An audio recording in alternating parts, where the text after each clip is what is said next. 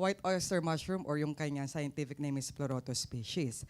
Pwede pa lang magbigay pa ako ng konting background. As you've heard, I'm a graduate of Animal Science in Gregorio Araneta University. Meron ba ditong taga-Araneta? Now it's De La Salle University. I also do part-time teaching there. Yun po, ako'y isang maghahayop na napunta sa paghahalaman. So ang una ko pong alaga, baka, baboy, kambing. Meron po ako, nagtrabaho ako for 15 years sa farm and then I put up my own dairy cattle farm sa Tayabas. Ang puhunan ko po doon is 70,000 per head ng pregnant heifer. Ngayon, pag nadulas yung baka ko, hulaan nyo magkano na lang yon. Yung 70,000. 25 pagkatay na. Kaso bibilin sa'yo ng biyahero. So, 10,000 na lang po. No? So, iyak ako, no? From 70,000. 10,000 na lang kasi considered downer na siya eh. So, kaya po, nung nakita ko si Randy, yun po yung kapartner ko sa pagmamashroom, binabanggit ko kanina na 20,000, biglang 18,000 pala expenses namin, tag 1,000 na lang kami, tinuloy po niya. So nakita kami 2014, may kotse na siya, may owner, nabili niya yung kabilang lupa. Partner ng negosyo mo, tinuloy ko yung pagmamashroom. Kaya that time po, nung 2014, naging hands-on na po. So very important po na hands-on tayo sa business natin. Okay, so Cocos Mushroom was established July 2014 with a DTI certificate number. Our main business as of now is white oyster mushroom. We produce grain spawn. Ito po yon. So as you've heard, wala nga pong buto ang mushroom to. So ito po yung way natin. Mamaya explain natin kung paano ginagawa yan. And then we have the fruit bag. Ito po yon. And then the flower. Ayan. Mamaya, malalaman nyo rin kung ba't ganito na itsura nung ating. Paabot nga nung fresh yung nakapack na mushroom. So ito po yung ating, we call it flower, yung pinakabunga ng mushroom. And then we process crispy mushroom. Andun po, available po yun sa likod. Mushroom, noodles, seasoning, burger patty, achara, and many more. And we also offer trainings and technical support. Free po siya if you avail the fruit bag from our farm. So what is mushroom? It is a fungi that produce a fleshy fruiting body. Lahat po ba nakakain na ng mushroom? Yes, so lahat po nakakain na ng amag. Di po ba? Sinabi dito, siya ay isang uri ng amag. It is a spore-bearing. Kagaya ng sinabi natin, wala po siyang buto. Dito po lumalabas, pag makita nyo sa mushroom house, ito po yung gills, lumalabas po yung parang powder o pulbos. So ganun lang po. So paano natin ngayong kukunin yung pulbos na yun? Ano? Ang hirap. Kaya gagawa tayo ng grain spawn mamaya. Saprophytes meaning nabubuhay po siya sa mga organic matter. Kaya kung nakikita nyo po sa provinces, yung mga decaying na puno ninyo, no, doon po siya tumutubo. So totoo po yun, lalo kung may kidlat, may ulan, kasi ang ulan is may natural urea, the thunder gives yung heat, o yung lightning. So wala po siyang chlorophyll, wala po siyang skin. Kaya po ganito na ang itsura ng mushroom natin. Exposed na po siya sa air. So hindi po pwede. Kailangan po indoor. Kasi ganito po ang effect. Madadry po siya, maninila. So ayaw po ng customer natin yan. Dapat po ganito ang itsura. Fresh. So parts of mushroom, we have the cup, and then we have the gills. So doon nga po lumalabas, o hasang sa Tagalog, doon po lumalabas yung ating mga spores, and then we have the stem and the vulva. Tapos yan po sa ilalim, yung gumagapang na puti, we call it mycelium, yung white part na yan. Kasi kusot po to. So, first day of inoculation, brown pa po yan. Then habang tumatagal, nagkakaroon ng ramification o yung mycelium run. So, we have the PDA for short, no? Public Display of Affection. Hindi. Potato dextrose agar are common microbiological growth media made from potato infusion and dextrose. Is the most widely used medium for growing fungi and bacteria. So, pwede po siya sa test tube or pwede rin po sa bote po ng alak yan, di ba? Yung pong, yung kwadrado na yan. Diyan po natin pinapatubo yung ating tinatawag na tissue culture. Since wala siyang buto, kumukuha tayo ng tissue culture dito sa ating mushroom and then ililipat po natin diyan sa PDA or tinatawag din po natin yung mother spawn. So, what are the materials? We could use either potato or cassava or yung puting kamote. We could also use dextrose powder. Pag wala po, pwedeng white sugar. Nandiyan po yan sa handouts nyo. And then we have the agar powder o white gulaman. Pero mas gusto po namin ginagamit yung white gulaman kasi mas natural po. Yung mga bar, yun po. And then, kailangan po distilled water. Huwag po yung tap water kasi di ba po may chlorine po yan. Procedure. So ano po ba yung mga step by step na dapat natin gawin? So number 1, you have to peel the potatoes, weigh them 200 grams, and then wash and slice into cubes. Boil the sliced potatoes in a liter of water until soft enough to be eaten. So pag malambot na po, okay na po yun.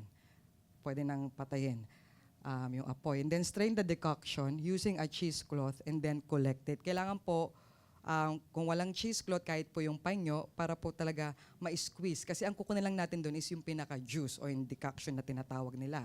Then restore the volume of decoction into 1 liter again. For example, di ba 1 liter po. Siyempre, nung pinakuluan natin, nag-lessen yung tubig niyan, in-squeeze natin. For example, 800 na lang yung nakuha natin sa decoction. Dadagdagan po natin ng 200 para mabuo natin ulit yung 1 liter using distilled water pa rin. So step 5, return the decoction in a casserole and bring it to boil, then add 20 grams of agar. After po nyo ihalo yung ating gulaman, papatahin na po natin gulaman, and then pwede nyo na pong i-add yung dextrose powder or sugar, i-off na po natin yung apoy, and then continually stirring. Pour 40 to 50 ml liquid medium in a flat round bottle, yung kanina nakita nyo, or test tube, using a funnel. Plug the bottle mouth with cotton, then cover it with a clean paper. So yung papel po pala namin, ito po, sinasama po namin yan sa steaming. Kailangan po, ang sekreto lang po dito, kailangan malinis lahat. Kailangan, importante, kasi nga kailangan malinis lahat, sterilize the medium in an autoclave or pressure cooker at 15 PSI. So yung mga pressure cooker, meron po yung gauge naman Makikita nyo. Pag na-reach nyo na yung 15 PSI, that's the time na magbibilang kayo ng 1.5 hours. Hindi po yung pagkasalang Once na 15 PSI, orasan nyo na po 1.5 hours, and then patayin. Pagkalabas po sa bote, wala po kasi akong dalang sample ng PDA, kailangan i-slant. Kailangan po yung gulaman, kumalat hanggang dito, Huwag lang pong patamain sa bibig kasi pag tinamaan nyo yung cotton, mahirapan kayong tanggalin. So, bago umabot dun sa mouth ng bottle. Okay, ang next naman natin is how to make the grain spawn. Ito mas madali. Ito, kayang-kayang gawin. Kasi mahirap mag-tissue culture Kailangan nyo pa ng laboratory yan. So, ito po, pwede kayong bibili ng F1 and then pwedeng transfer grain to grain lang. So, what are the materials needed? We could use sorghum. Ito po ang gamit namin, sorghum. You could use corn. You could use yung palay. Yung palay po na yun, yung meron pang balot, di ba? And then, cotton waste. Nakakita na kayong cotton waste? Yun, kasi mas mura yun. Kung tawagin po yun sa Divisoria is bonel. Kaysa po yung white cotton, pero nasa sa inyo kung afford ng budget nyo, pwede rin po yung white. Pero kung mas gusto nyo magtipid, you could use cotton waste or bonel, and then casserole and pressure cooker pa rin.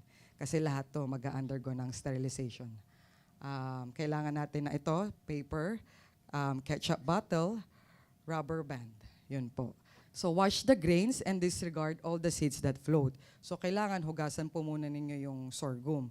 Usually sa sorghum po, pag may umangat, tanggalin nyo na po yun. Huwag nyo nang isama sa pagpapakulo to avoid contamination.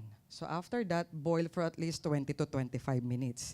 Hindi rin po magandang sumobra kasi pag sobrang boil nyo, makikita nyo yung sorghum, it's may red and brown po na color to. Parang bubuka na siya. Hindi dapat siya parang bubuka. Yung sa munggo, pa nagluluto tayo ng munggo, di ba? So buo pa rin. After boiling, step 3 would be collect the grains using a strainer, then spread out in a Manila paper. So, yan po yung unang inaral namin. So, sa Manila paper, ang naging disadvantage lang is ang hirap tanggalin, dumidikit yung Manila paper. So, nasa Thailand kami, ang sinadjust sa amin, alam niyo po yung net na puti. Actually, kahit anong kulay naman, pero yun yung nabili namin, net na puti. Doon namin pinapatulo yung sorghum. So, mas madali. Hindi mo na siya kailangan tanggalan pa ng papel pag may dumikit. Kasi sa net, walang didikit. So, step 4, transfer the boiled grains into a ketchup bottle. So, it's either ketchup or Gatorade kasi maganda po malaki yung bibig nila para pag nag-transfer kayo, mas madali.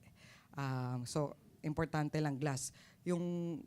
Pwede rin po yung sola, di ba po, pag sa labas to, uso na rin ngayon yung sola drink. Pwede rin po yung, kaya lang medyo malaki yung bibig niya, yung mouth, so kailangan mas maraming cotton.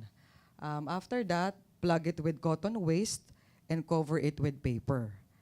So, bakit natin kailangan i-cover ng paper kaya? Okay, at the same time, pag binoil mo kasi, hindi pumasok direct yung tubig sa loob ng sorghum natin. Tama, sir. So, step 5, sterilize the bottled, boiled grains, at ganun pa rin po, 15 PSI, pero this time 1 hour na lang po, pagka po sa grain spawn. Sa PDA po, 1.5 hours. So, after step 5, you need to cool down. When cooled, pure culture stubs or chosen mushroom, meron po tayong tinatawag na FO, or yung mother spawn, will be inoculated and sterilized in the grain. So, pagka po ito, nilagyan na natin ng tissue culture o kahit nga po yung F1 na tinatawag na grain to grain, antay lang po tayo ng 15 days. So pag 15 days, ano na po yan? Yan. Wala na kayong makikitang, kumbaga, sorghum. Yung iba naman po, mabilis gumapang, let's say 13 days, puno na, huwag nyo pa rin pong gamitin. Kasi sa loob, pwedeng hindi pa po kumalat yung mycelium. Kaya magtataka kayo bakit ang fruit bag nyo minsan hindi tumubo. Kasi too early. So let's stick to the proper age, which is 15 to 21 days. Pag lumagpas kayo sa 21 days, what do you do? Hindi nyo pa gagamitin yung spawn, you can put it inside the ref.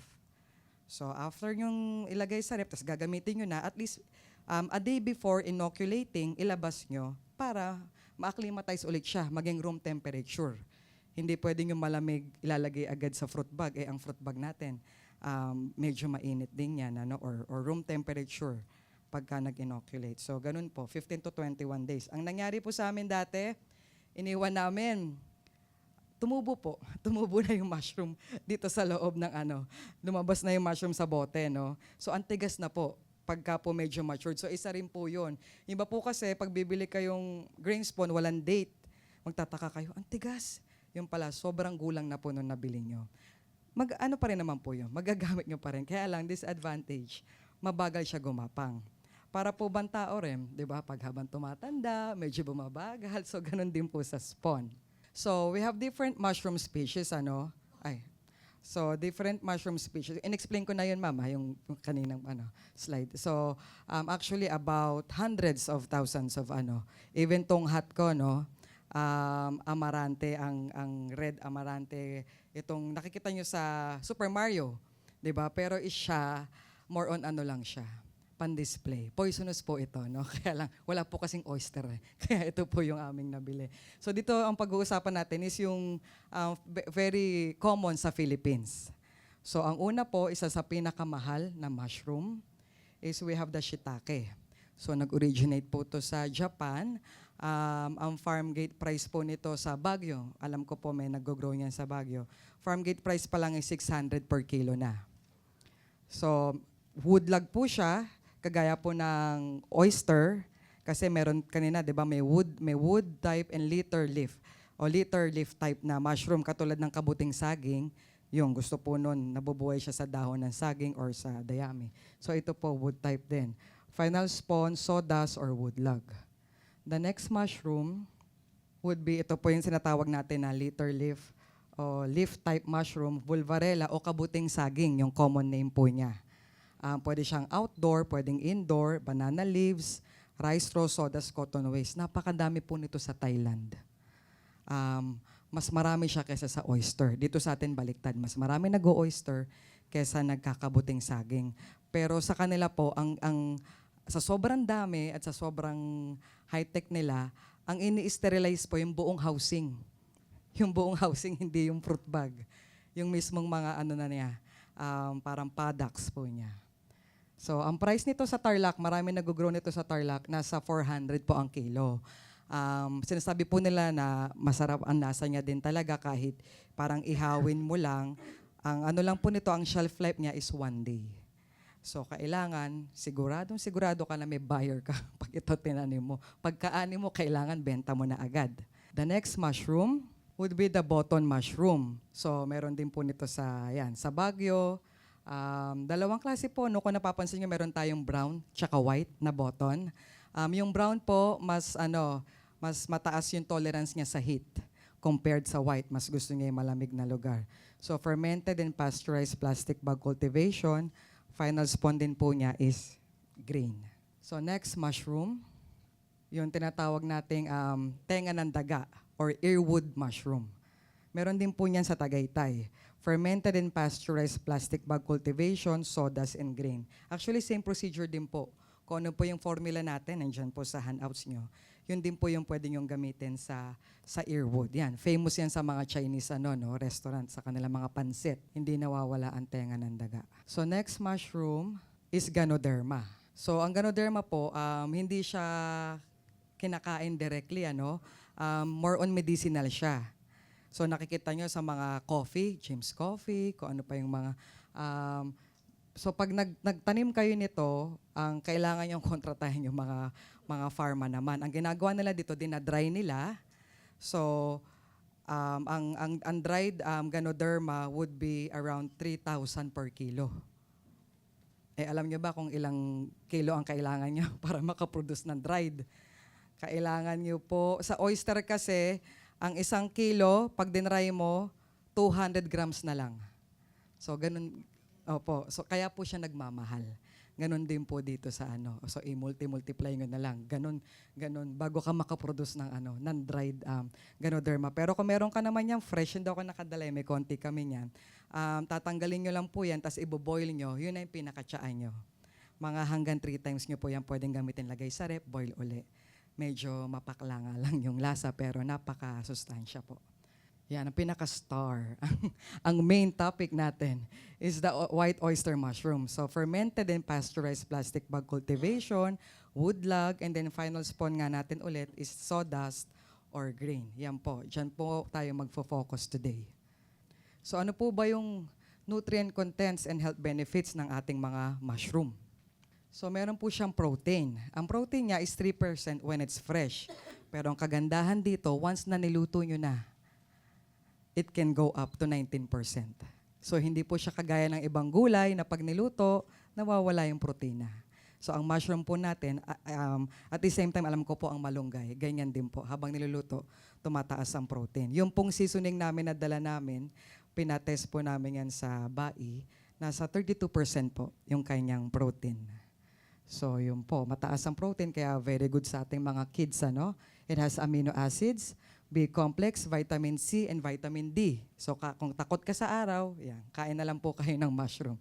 Kasi yung mga nagka-calcium dyan, kailangan po ng vitamin D para ma-absorb ng bones natin. So, ang mushroom natin, yan, may kasama ng vitamin D, mineral, fiber, antioxidant, antibacterial, calcium, iron, zinc, can counter hepatitis C, and stop proliferation of cancer cells. Ibig sabihin, nakakatulong siya sa pagpapadami ng cancer. Doon po sa, hindi ko lang po inabutan sa Thailand, meron silang tinatawag na cordyceps. Yun daw po ay tinatablet at gamot po sa breast cancer. $500 po kasi yung seminar, hindi ako naka-attend. Tsaka nalagpasan ko na din. Hindi rin ako sure kung kaya ba mabuhay sa Philippines nung cordyceps na yun. So yun, stop proliferation cancer cells, and it helps lower the cholesterol, primarily because these mushrooms are low in sodium and have a low starch ratio. And then this mushroom also contains statins. Diba yung mga umiinom dito ng simvastatin? Diba yan yung mga pampababa nyo ng cholesterol? Yan, yung mushroom natin may natural po nun. Nagtataglay ng statins, which are cholesterol-lowering drugs. Especially kung i-steam nyo lang, ilalagay nyo sa mga sopas nyo or munggo nyo. And then fresh mushrooms can be added every day to everyday dishes to provide extra serving of vegetables and deliver important nutrients, including niacin. Selenium is good for the reproductive system. Riboflavin. Mushrooms also have vitamin D, ergothioneine, and potassium. Yung ergothioneine po ni-research ko, it's a form of antioxidant that protects the liver and kidney. So very healthy po talaga yung ating mushroom. So ito po, we have terminologies para throughout the discussion, alam po nyo yung mga ginagamit kong term. So number 1, we have the spore. Ito yung binhi o buto ng kabute na matatagpuan sa hasang nito or yung gills na tinatawag natin.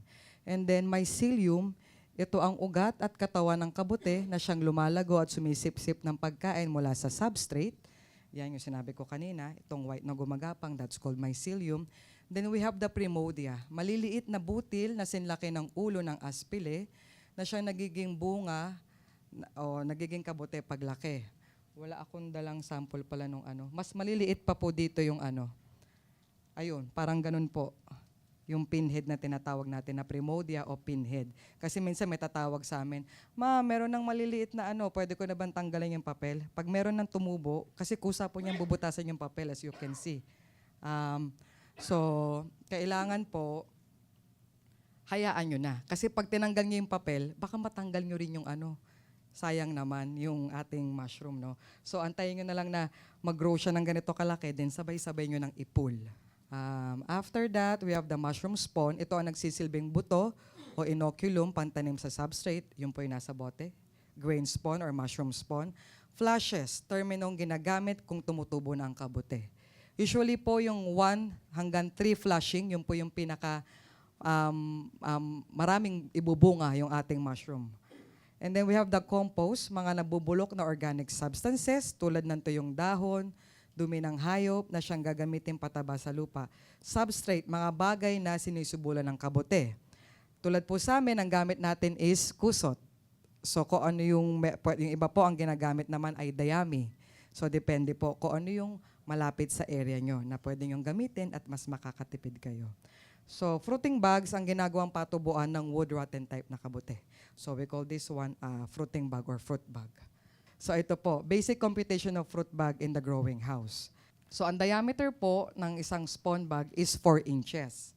So ito po, ano po kasi ito 6 by 12 po ang size. Nandiyan naman po sa ano yan, handouts. A 10-feet beam would load 30 columns of fruit bags. Each column in an 8-feet high beam would load 20 fruit bags with the lowest bag space of 9 inches from the floor. Total load of a 10-feet beam would therefore be 600 bags. Kailangan po kasi, pag naghang kayo ng fruit bag, merong 9 inches from the floor. Kasi po, as it age, bumababa po siya. No? So, kaya hindi po pwedeng mababa kasi may tendency na didikit na po sa lupa yung fruit bag. Pag tumubo po yung mushroom, kahit po sa ilalim, tutubo yan. So, hindi po dapat na sumayad yung flower natin sa floor. A growing house with an area of 22 feet by 18 feet will accommodate 7 beams. Fixed na po itong 20 feet. So pag magpagawa kayo, it's either 20 feet or 10 feet. Kasi sayang po kung mali ang putol nyo, tapos magduduktong-duktong kayo, no? mas magastos sa welder. At the same time, hindi na siya ganun katibay kung duktong-duktong. So allow 2 feet as passing space across the beam. Itong 2 feet, medyo maluwag na po yan. Ano? Kasi nung una po, nagtipid kami, yung unang-unang housing namin. Ang tendency po, nabubunggo nyo yung mushroom sa likod, so nauhulog.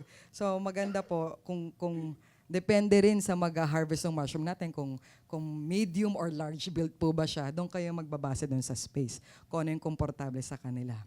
Every beam can accommodate 24 cords of nylon, size 6, 1 cord is 200 meters.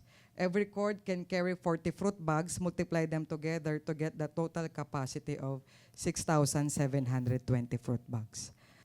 So ang rule of thumb, for every 1 square meter floor area, will accommodate 200 fruit bags. So meaning, kung meron kang 10 square meters, pwede ka na maglagay ng 2,000 fruit bag. Kami po ang housing namin 2 klase. Meron kaming pawid, meron kaming yung yero. Talaga pong ramdam nila, Sir Buddy, nila Ma'am Cathy nung pumunta sa farm. Pagpasok niyo po sa pawid, ay, ang lamig. Kung ano yung pakiramdam ng tao, yun din po ang pakiramdam ng mushroom. Tandaan niyo yan. So pagpasok niyo sa growing house, mainit din po yung pakiramdam nila. So ang ginawa lang po namin dun sa yero, naglagay kami ng jute sacks. Alam niyo po yung jute sacks, yung pinaglalagyan po ng mani or ng soya, kulay brown na sako. Maganda po yun ang ilagay, parang igagawin yung kortina. At the same time, ginawa din namin siyang, yung bahay namin, yung unang bahay ba to? Kasi existing. So kung may existing po pala kayong mga garahe, syempre ayaw po natin gumastos muna ng ganung kadami. Kumbaga trial pa lang kayo, pwede nyo pong gamitin yon. Basta may ventilation. Kailangan lumabas lang yung carbon dioxide, yung maruming hangin. Ngayon kung wala naman po, lupa lang, gawa lang kayo ng apat na poste, either pawid or yero. Tas ang pinakadingding po natin is net and jute sacks. Kami po yun lang. Net at jute sacks. Bakit jute sacks? Ang jute sacks po, pag diniligan nyo, nare-retain niya yung moisture. So napakaganda po. Yun lang ang gustong pakiramdam ng mushroom. Parang palagi siyang basa. Kung meron po kayong mabibiling hygrometer, yun po yung gadget na 2-in-1. Andun yung temperature, andun yung yung moisture. Dapat po hindi bababa sa 80%. Nandyan po yun sa handouts mamaya. We'll discuss it furthermore. So ito po ang kailangan natin. Polypropylene plastic bag. Hindi po pwedeng kahit anong bag ha, kasi po baka yung bag nyo is ordinary, puputok po yan. Hindi po niya kakayanin yung init. Ito pong PPP or polypropylene plastic bag, pwede pong sabihin nyo lang, alam po nila yan, 6x12 ang size. Ang kapal po, 0.2 or 0.3. Okay, yung iba po gumagamit ng 0.5 kaso medyo makapal na at the same time, mas expensive po syempre. Sa amin po, 0.2, okay na eh. So after that, we need the bottleneck or PVC neck. Yun nga po ulit yung ating cotton o yung bonel. And then rubber band, recycled paper. Yan po yung mga test paper na estudyante ko. Yan, tinatabi ko, tas pinuputol-putol. Sinasama sa pag-sterilize. Scotch tape, weighing scale, moisture and pH meter.